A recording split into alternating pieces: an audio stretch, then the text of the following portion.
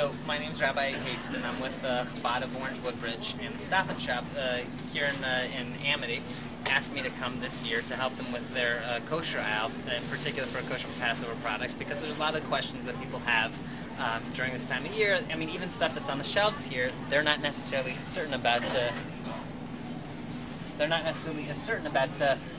Even the things that are on the shelves, whether or not it's good enough for their Passover Seder. So that's why we developed this program, to have the Kosher Passover Corner, in order to answer these questions that people have about the holiday itself. So one of the, a lot of times I get into conversations with people, they ask me, well, I know kind of what Passover is about. I mean, I know that we were slaves in Egypt and we got out, but is there, hi, how are you? Is there anything that's more meaningful, something that I can take away from it? So one of the ideas that's classically expressed is this idea that the word in Hebrew for Egypt is Mitzrayim, which means limitations. And the idea is that we have to go out of Egypt like we did in the first Passover.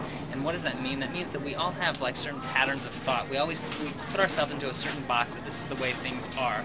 And so one of the lessons of Passover is that we have to go out of our limitations, go out of our regular patterns of thought and all of the habits that we have, and that's particularly accomplished on Passover, where we're going and doing stuff that we would never do a whole year.